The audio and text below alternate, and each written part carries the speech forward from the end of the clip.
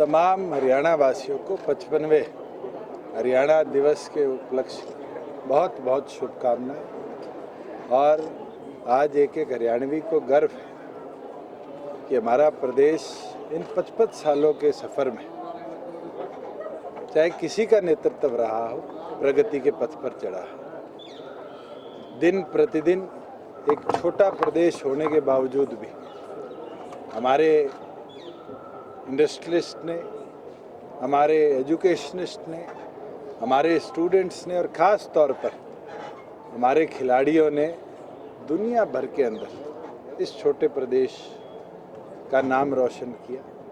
एक समय था जब पंजाब स्पोर्ट्स में आगे होता था, आज भी हमारे से बड़ा है, इंफ्रास्ट्रक्चर हमारे से बेहतर होगा, उसके बावजूद भी 33% हिस्सेदारी तमाम मेडल्स की किसी भी इंटरनेशनल एरिना के अंदर हमारे लोगों ने, हमारे खिलाड़ियों ने प्राप्त करी है। ये अपने आप में हरियाणा का जो भविष्य है उसको एक अपॉर्चुनिटी देता है। आज जिस प्रकार से पूरे प्रदेश भर में हम हरियाणा डे को एक स्पोर्ट्स डे के तौर पर बनाने का काम करें, ये सम्मान है उन खिलाड़ियों को जिनने अलग अलग एरिना के अंदर, और इस साल तो कोविड करके ओलंपिक्स नहीं हो पाए, हम उम्मीद करते हैं जो 2021 में जापान में ओलंपिक्स होने हैं उसमें हरियाणा दोबारा 33 ही नहीं 50% तक मेडल टैली को छूने का काम करेगा। मैं तो पूर्ण एक एक हरियाणा वासी को हरियाणा डे के उपलक्ष्य में शुभकामनाएं देता हूं और उम्मीद करता हूं कि एक एक हरियाणवी अगले एक साल तक ये प्रण लेगा कि 55 साल में जितना विकास, प्रगति, उन्नति हरियाणा ने करी है, हम सब मिलकर उसको और आगे ले जाने का काम करें। कोविड को क्राइसिस नहीं, अपॉर्चुनिटी बनाकर हरियाणा को एक अवसर, नई इंडस्ट्री का, नई एक्टिविटी का बनाने का काम करें। अच्छा सीएम साहब, जिस तरह से हरियाणा की नींव जिन लोगों ने रखी थी, चौधरी देवीलाल हैं, चौधरी छोटराम हैं, श्री राम शर्मा हैं, क्या उनकी अपेक्षा के अनुसार हरियाणा निर्मित हो पाया है? देखिए, समय अनुसार जिसका भी नेतृत्व रहा, चाहे चौधरी देवीलाल जी हो, चौधरी बंसीलाल जी हो, भजन लाल जी हो, पंडित भगवत लाल शर्मा जी हो, हमारे बीच में राव वीरेंद्र जी रहे, मनोहर लाल जी रहे, तमाम लोगों के नेतृत्व ने हरियाणा को कहीं ना कहीं एक नई दिशा देने का काम किया और वो दिशा 55 साल में हमारे प्रदेश को एक नए मुकाम पर लेकर आई है। और हमारी सरकार का भी ये प्रयास है कि अब जहाँ एक साल कंप्लीट हुआ है, अगले 4 सालों में इस कोविड काल का जहाँ समापन हम आने वाले भविष्य में देख सकते हैं, वहीं एक अपॉर्चुनिटी लैंड बनाए और उसकी शुरुआत हो चुकी है। हमारे बीच में ATL नामक एक कंपनी आई जो 15,000 की एम्प्लॉयमेंट मेवात में जनरेट करेगी। फ्लिपकार्ट अपने देश का सबसे बड़ा वेयर हाउस हरियाणा की धरती पर बनाएगी। आज इस तरीके से हमने अलग अलग ज़िलों को क्लस्टर्स में इंडस्ट्री के बनाया है। मैं ये मानता हूँ कि 55 साल में जितना विकास हरियाणा का हुआ है, ये हमारी जिम्मेवारी भी है कि हम इसको और बेहतरीन तरीके से आगे ले जाने का काम करें कि जब हरियाणा 75 का हो तो इस देश के अंदर एक छोटे प्रदेश के तौर पर नहीं, एक प्रगतिशील प्रदेश के तौर पर ही जाना जाए। अच्छा, 55 साल तो हुए, लेकिन 3 इशू अभी भी ऐसे, अलग राजधानी है, चाहे अलग हाईकोर्ट है, चाहे SYL का इशू है, ऐसे ही खड़े 55 साल बाद, ना राजधानी हमारी, ना हाईकोर्ट है, ना SYL। मैं तो आपको एक चीज़ बोल सकता हूँ कि अगर पंजाब राजधानी छोड़ता है, पंजाब हाईकोर्ट छोड़ता है, तो फिर हरियाणा भी उस पर विचार करेगा। अगर हम चंडीगढ़ छोड़ते हैं तो मुझे नहीं लगता उसका बेनिफिट कोई हरियाणा प्रदेश को अकेले को, और अगर दोनों प्रदेश मिलकर चंडीगढ़ को दिल्ली की तरह एक यूनियन टेरिटरी बना दे और उसके बाद अपनी अपनी इंडिपेंडेंट कैपिटल, हाईकोर्ट का बेंच बनाए, तो मुझे लगता है दोनों प्रदेशों के लिए बहुत बेहतर है। दुष्यंत जी, आपने कहा कि अंतर्राष्ट्रीय स्तर पर ओलंपिक में हमारे खिलाड़ी मेडल लेके आए। जब हमारे मेडल आ जाते हैं तो सरकारें करोड़ों रुपए की घोषणा कर देती हैं, लेकिन निचले स्तर से खिलाड़ियों को तैयार करने के लिए वो बेहतर सुविधाएं नहीं दी जाती। मैं तो आपको खिलाड़ी एक चीज़ बता सकता हूँ कि पिछले 1 साल पे हमारी सरकार ने ये निर्णय लिया, जो कोई और प्रदेश भी नहीं कर रहा, कि हमारे जो मेडलिस्ट हैं उनको पोस्ट मेडल फाइनेंशियल एड दी जाती है। या post selection to international tournament दी जाती है, मगर उसकी प्रिपरेशन के लिए आज से पहले नहीं दी गई। हमारी सरकार ने ये निर्णय लिया है कि अब उनकी प्रिपरेशन के लिए भी उनको फाइनेंशियल एड दी जाएगी, जो कि पूरे हिंदुस्तान में पहली बार हुआ।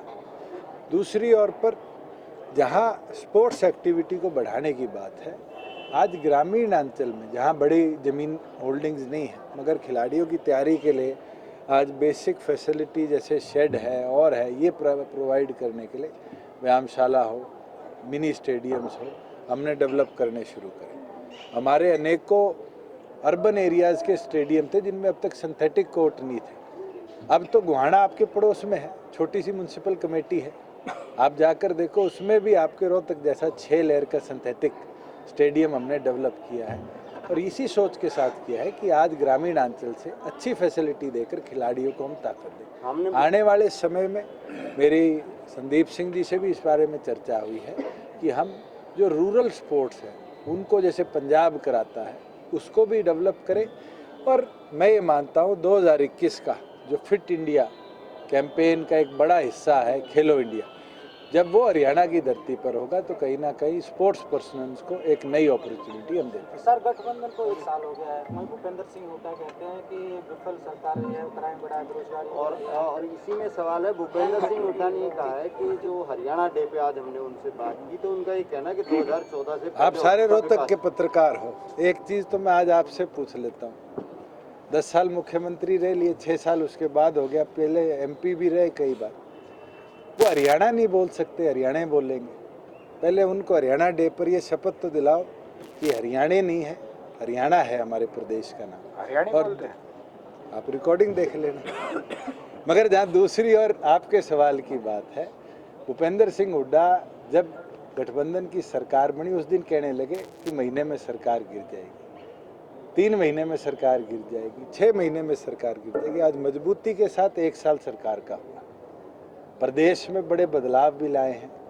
हमने जहाँ करप्शन की ओर लड़ाई को और मजबूत किया है, चाहे वो ट्रांसपोर्ट विभाग के RTA को बंद कर पूरी तौर पर रीस्ट्रक्चर करने की बात हो, रजिस्ट्रेशन सिस्टम को, लोगों को दिक्कत आई है मगर उसको दुरुस्त किया। और मैं आपको आंकड़ा बता देता हूँ कि रोहतक में प्रॉपर्टी टैक्स कभी करोड़ों में नहीं जमा हुआ। तो मेरे बाद आप मेयर से भी रिकॉर्ड ले लेना कि जब से नया रेवेन्यू रिकॉर्ड का सिस्टम आया है, करोड़ों रुपया आपके प्रॉपर्टी टैक्स और डेवलपमेंट चार्ज का रोहतक में जमा हुआ। ये जो बदलाव है कहीं ना कहीं ये बाबुओं के जो चक्कर काटने पड़ते थे इसको रोक चुका है। और हमारा ये प्रयास है कि आने वाले भविष्य के अंदर दुरुस्तता के साथ एक एक हरियाणवी को ताकत मिले, उसकी सुविधाएं आसानी से उसको मिलने का काम करें। सिंगल विंडो सिस्टम आज रेवेन्यू में हमने बनाया और विभागों में भी हम बना पाए, इस प्रयास के साथ हम आगे बढ़े। अच्छा, बड़ौदा चुनाव की बात है, जिस तरह से CM दुष्यंत चौटाला ने वहाँ प्रचार किया है, आकलन क्या है ताजा? मैं तो 2 दिन स्वयं लगा कर आया हूँ, दिग्विजय सिंह 3 दिन लगा कर गए थे, डॉक्टर साहब भी वहाँ कई दिन लगा कर आए हैं। मैं ये मानता हूँ कि जिस तरह से पिछले 1 सप्ताह में माहौल बदला है, बड़ौदा की सीट में योगेश्वर की जीत ऐतिहासिक वोटों से हुई। मेरा ये मानना है JJP BJP के जब पिछली बार 70,000 से ऊपर वोट आए थे, दोनों कार्यकर्ता पिछले चुनाव जो 7,000 के शायद मार्जिन से 4.5 के मार्जिन से बीजेपी ने लूज़ किया था, आज दोनों कार्यकर्ता जब लड़ रहे हैं हम 30,000 के मार्जिन प्लस से उस सीट को जीतने का। भूपेंद्र ये कहते हैं कि JJP का वोट कैंडिडेट नहीं है, इसलिए JJP का वोट कांग्रेस को जाएगा। आप रिजल्ट आ जाए। और मैं एक चीज़ कह सकता हूँ, जो ये कहते हैं कि वोट नहीं आएगा, उनके पास तो अब स्टेयरिंग पता है बचा है। गाड़ी तो सोनिया गांधी ने रणदीप सुरजेवाला को दे के बिहार भेज दी, और जैसे ही रिजल्ट आएगा, कल भिवानी में एक पैरेलल रैली हुई थी, नहीं हुई थी, सारी कांग्रेस तो भिवानी थी, बड़ौदा में तो कांग्रेस नहीं थी।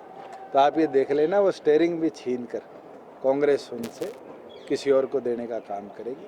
बड़ौदा का उपचुनाव जो है वो शायद निर्धारित कर दे कि भूपेंद्र हुड्डा अब कांग्रेस का आने वाले भविष्य में हिस्सा ना रहे। सर, ओम प्रकाश चौटाला ने कल ये कहा था कि जिस तरह भूपेंद्र हुड्डा ने कहा कि विफल सरकार रही है और 2 लाख करोड़ रुपए का कर्ज हो गया, अब सरकार की ये हालत है कि कर्मचारियों को वेतन देने तक के पैसे नहीं। हरियाणा प्रदेश इकलौता प्रदेश है कोविड के पिछले 7.5-8 महीने के दौर के अंदर एक एक कर्मचारी को, चाहे हमने सेग्रीगेट कर दिया हो 4 हिस्सों के अंदर, महीने के अंदर अंदर उसकी तनख्वाह दे रही है। आप जाकर बड़े प्रदेशों की हालत देखो, 2-2 महीने हो गए जहां उनके कर्मचारियों को तनख्वाह नहीं मिली। हमने तो अपनी तनख्वाह को शायद 2 महीने तक रोक दिया, विधायकों की, सांसदों की, मगर हमारे कर्मचारियों को पूरी तौर पर तनख्वाह दी है। अगर इस तरह का कोई कोट कर रहा है तो शायद मिस कोटेड है। वो मध्यवर्ती चुनाव की बात करते हैं। मुझे एक तो बता दो, एक विधायक का जो दल है वो मध्यवर्ती चुनाव कैसे करा सकता है?